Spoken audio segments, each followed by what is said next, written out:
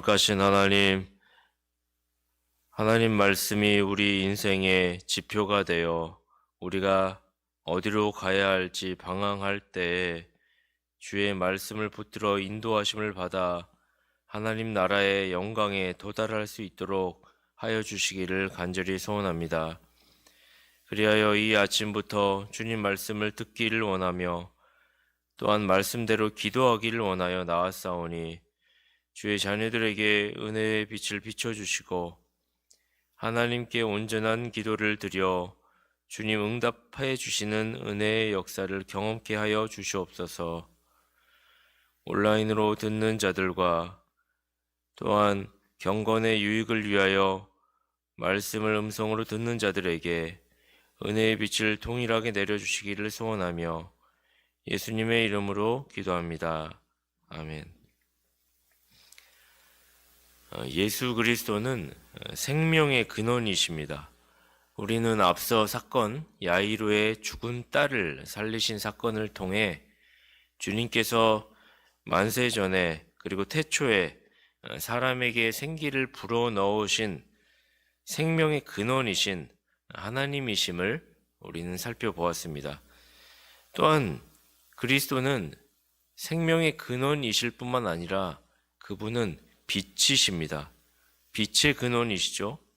오늘 본문에서는 소경의 시력을 회복하게 하심으로써 자신이 태초에 어두운데 빛이 빛이라 라고 명령하신 바로 그 하나님이심을 보여주시는 것입니다.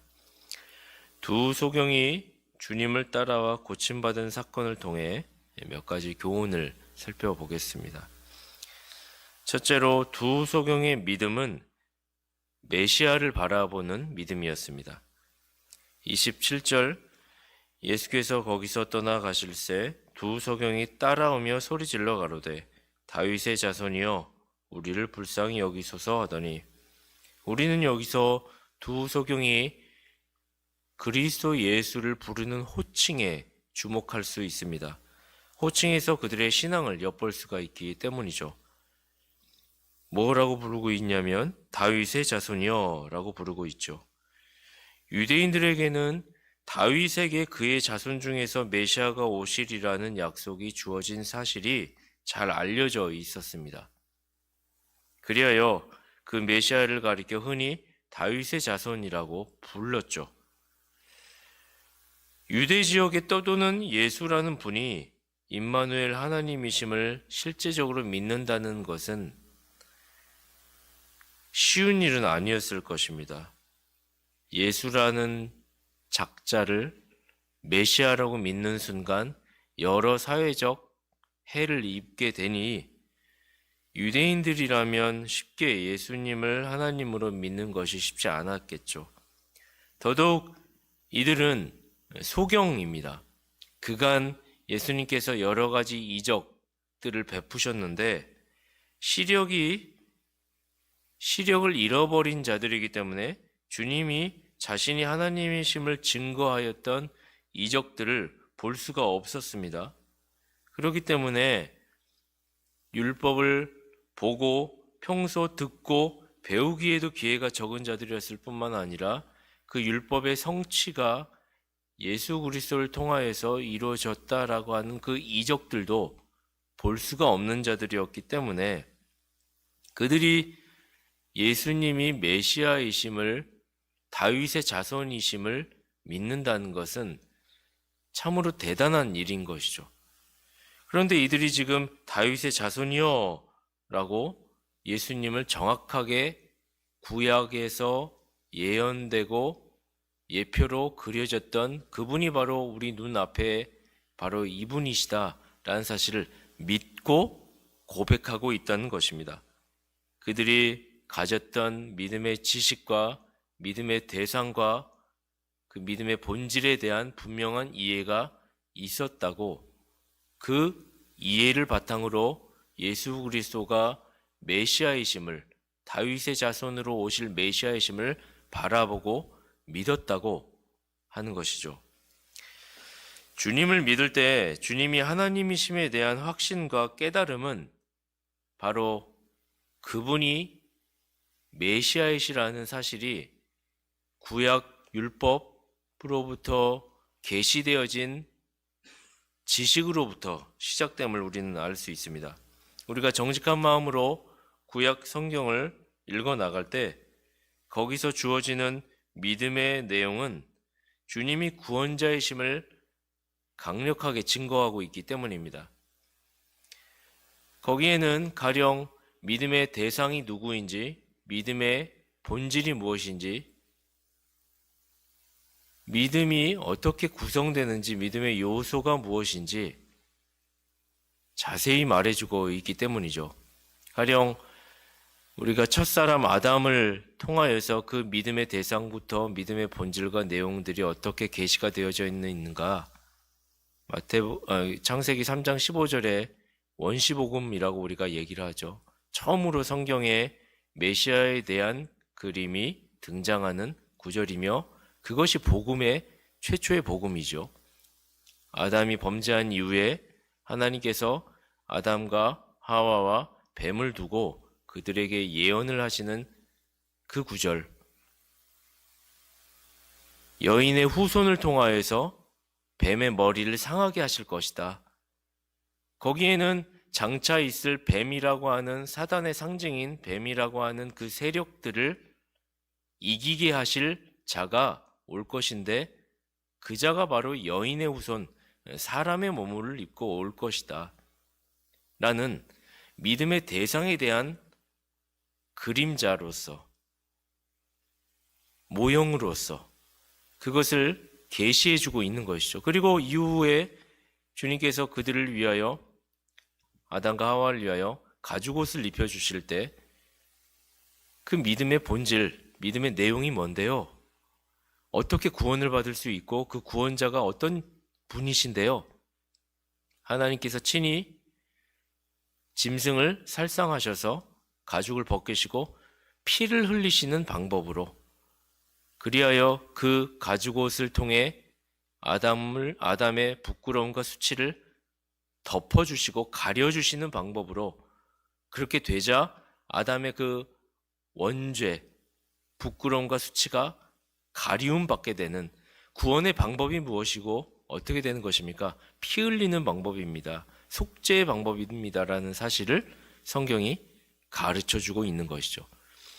그러니까 성경을 정직하게 펴서 창세기부터 차근차근 읽게 된다면 인간이 타락을 했는데 타락한 이후에 하나님께서 구원의 방법을 대상을 어떻게 주실 것이며, 사람이며 그리고 모든 인류를 대신할 만한 탁월한 존재여야 된다라는 하나님이시며 그 구원의 방법은 피 흘리는 속죄의 방법이어야 된다라는 사실을, 이 모든 구원자에 대한, 메시아에 대한 계시를 점진적으로 보여주시는 것이죠. 아담 이후에 마찬가지로 가인과 아벨의 형제의 다툼 속에서 하나님께서 받으시는 제사는 그 제사가 의로움의 증거였다라고 히브리서 기자가 얘기하듯이 아벨의 제사였다라는 것, 그 제사 제물이 어린 양의 첫 새끼였죠. 그것이 의미하는 바 아벨은 피 흘림의 속죄의 제사를 드렸으므로 그것을 하나님께서 받으셨다라고 하는 사실, 이런 식으로 성경이 점진적 계시의 방향성을 통하여 메시아가 누구인지, 그가 어떻게 구원을 이루시는지 계시해주고 있다라는 것이죠. 그리고 이것이 점진적으로 나중에는 선지서에 나아가게 되면 그분이 나중에 대신 죽게 되는 그 과정, 은 몇 냥의 나귀를 타고 예루살렘에 입성을 하며, 그리고 베들레헴에서 태어날 것이며, 여러 가지 메시아에 대한 예언을 또한 보여주지 않습니까? 그러므로 성경을 정직하게 읽는 자라면 그때 우리에게 소망은 메시아 오실 하나님께 있는 것이구나. 그분은 바로 다윗의 혈통을 통하여, 이새의 뿌리를 통하여 오실 구원자이시구나 라는 사실을 아는 것입니다. 그리고 그 두 소경은 그 예수 그리스도가 유대 지역에 기적을 베풀고 떠돌아다니는 그 예수 그리스도가 바로 구약에 예언되었고 예표되었던 그 모형과 그림자로서 모든 것을 성취하러 오신 분이었음을 믿었고 믿음으로 말미암아 다윗의 자손이여 우리를 불쌍히 여기소서 당신이 우리의 눈을 고치실 수 있는 구원자이십니다 라고 고백하였던 것입니다. 그리고 그 성경이 제시하는 구원과 구원자에 대한 믿음의 고백이 예수 그리스도의 보시기에 합당하였기에 그의 믿음을 보시고 그의 눈을 뜨게 해주신 것이죠. 우리는 그런 믿음의 지식, 믿음의 내용, 믿음의 본질, 믿음의 요소, 성경이 가르쳐 주시는 구원자에 대한 지식을 먼저 알아야 할 것입니다. 그렇게 했을 때 성령님께서 은혜를 베풀어 주시는 자에게 깨달음을 주시는 것이죠. 눈을 열게 해주시는 것입니다. 우리의 어두웠던 그리스도를 주로 알아보지 못하고 세상 즐거움과 향락에 빠져있는 안타까운 영혼들에게 은혜의 빛을 조명하여 주사 밝히 보며 분별력을 주고 하나님을 따라 살아가야 할 이유와 목적을 발견함으로 이 세상에서의 참된 즐거움과 평안을 누리고 영광의 나라를 소망할 수 있게 됨을 우리가 경험하게 될 것입니다. 그런 은혜가 있게 되기를 간절히 소원합니다. 둘째로 주님은 그냥 고쳐주신 것이 아니라 그들의 믿음의 지식이 믿음의 고백으로 나왔을 때 그들을 고쳐주셨음을 보게 됩니다. 28절에 예수께서 집에 들어가심에 소경들이 나아오거늘 예수께서 이르시되 내가 능히 이 일 할 줄을 믿느냐 대답하되 주여 그러하오이다 하니 이에 예수께서 저희 눈을 만지시며 가라사대 너희 믿음대로 되라 하신대.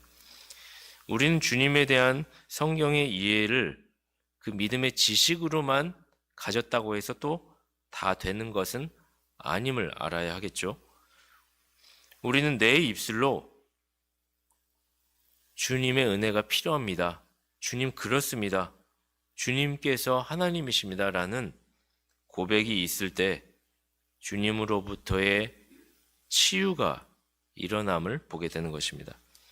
주님은 먼저 다윗의 자손이여 라고 자신을 불렀던 소경들에게 그들의 진실하고 확고한 신앙 고백이 있는지의 여부를 시험하시고자 한 가지 질문을 던지셨죠. 내가 능히 이 일을 할 줄을 믿느냐? 주님은 소경들로 하여금 믿음의 고백을 유도하신 것입니다. 실제로 우리가 임종을 맞이한 어떤 분들 앞에 가서 복음을 전하고 할 때 진실로 믿음의 고백을 그리고 믿겠다라고 하시는 분들은 주저하지 않고 주님을 십자가에 못 박히고 죄사함의 은혜를 주신 분, 내가 못 박았습니다. 그리고 주님께서 나를 위해 죽으셨습니다. 그 은혜가 내게 있기를 원합니다. 라고 그것을 믿습니까? 라고 물었을 때 대답하는 분들이 있는가 하면 강팍하고 완악한 분들은 죽기 일보 직전에도 그것을 대답하지 못하죠. 그러므로 믿음의 고백이란 참으로 중요한 것입니다. 지식으로 알고 있는 것이 진실로 그러한가? 우리의 뇌를 통하여 우리의 마음과 영혼이 진심으로 그러한가라고 하는 것이 반응하여 내 목 안에 내 성대의 근육을 이용하여 내 의지가 발동되는 것은 입술의 고백인 것이죠. 네, 주님, 주여 그러하오이다. 소경들은 이렇게 믿음의 고백으로 자신의 확고한 신앙을 소리치며 주님께 나아온 것입니다. 우리는 이것이 진리라고 믿는다면 진실로 주님께 진리가 나를 자유케 할 것입니다 라고 간절히 외쳐야 하는 것입니다. 신앙 고백을 함으로써 행함으로써 나아가야 하는 것이죠. 이에 따라 주님은 그들의 눈을 만지시며 너희 믿음대로 될 것이다 라고 치유의 은혜를, 회복의 은혜를, 죄사함의 은혜를 허락해 주신 것입니다. 셋째로 주님은 병 고친 사실을 알리지 말라고 경고하셨습니다. 30절 31절이죠. 그 눈들이 밝아진지라 예수께서 엄히 경계하시되 삼가 아무에게도 알게 하지 말라 하셨으나 저희가 나가서 예수의 소문을 그 온 땅에 전파하니라.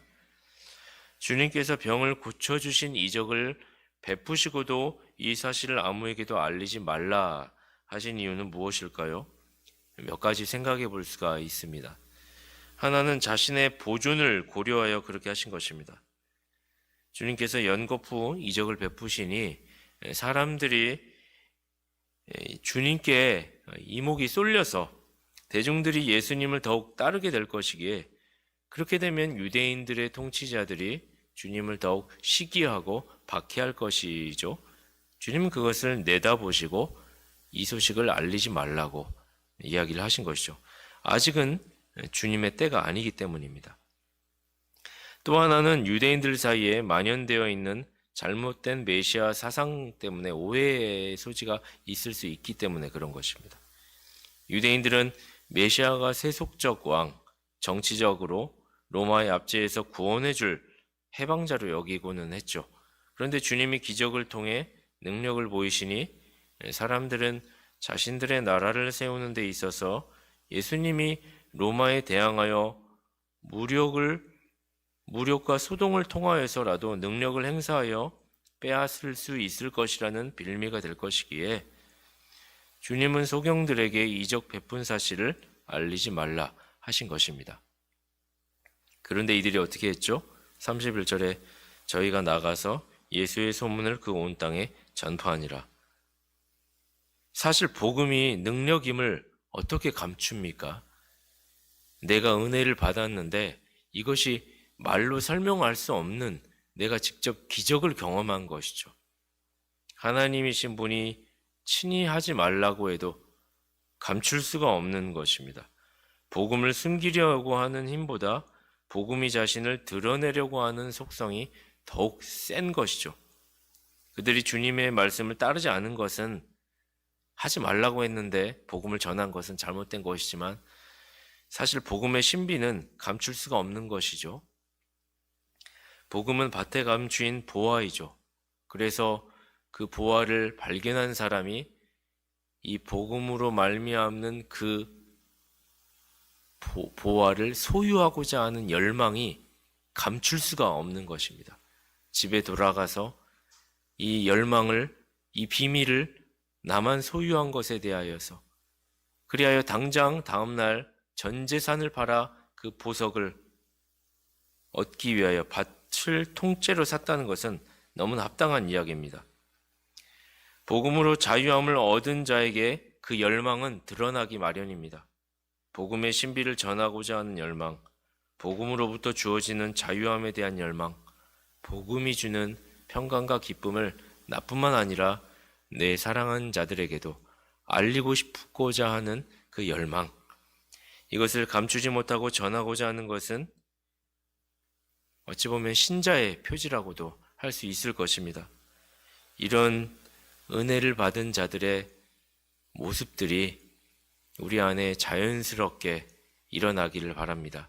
그리하여 교회가 성경적 부흥을 일으킨다는 것은 여러 가지 인위적인 인간적인 프로그램을 통한 것이 아니라 순수한 복음의 열망을 통하여 복음이 복음으로 살아 역사하여 능력이 되기 때문에 전하지 아니할 수 없는 한 사람의 그 열망을 통하여 이루어지는 우리 교회가 되기를 간절히 소원합니다. 기도하겠습니다. 하나님 아버지, 그리스도 예수께서 주시는 복음의 능력이 우리 교회 안에 있기를 간절히 소원합니다. 그 복음이 능력이기에 한 사람 한 사람이 주님이 주시는 복음의 능력을 힘입는다면 전하지 아니할 수 없는, 그 열망을 감출 수 없는, 숨기려 해도 숨겨지지 않음을, 그와 같은 일들이 우리 교회 안에 있게 되기를 간절히 원합니다. 교회가 성장하고 교회가 바로 선다는 것은 양적 성장, 수적 성장을 의미하는 것이 아니라 복음의 본질, 믿음의 내용, 믿음의 요소, 메시아가 주 예수 그리스도이심을 진실로 고백하는 한 사람 한 사람의 견고한 믿음이 모일 때 참된 부흥인 줄로 아오니, 우리 교회 안에 복음이 능력임을 열망을 감추지 못하고 소문내는 자들이 참다운 회심과 믿음으로 말미암는 주님을 경험하게 하셔서 그런 회심의 역사, 회심과 부흥이 일어나는 우리 교회 되도록 주님 함께하여 주시옵소서. 우리 구주 예수 그리스도의 이름으로 기도합니다. 아멘.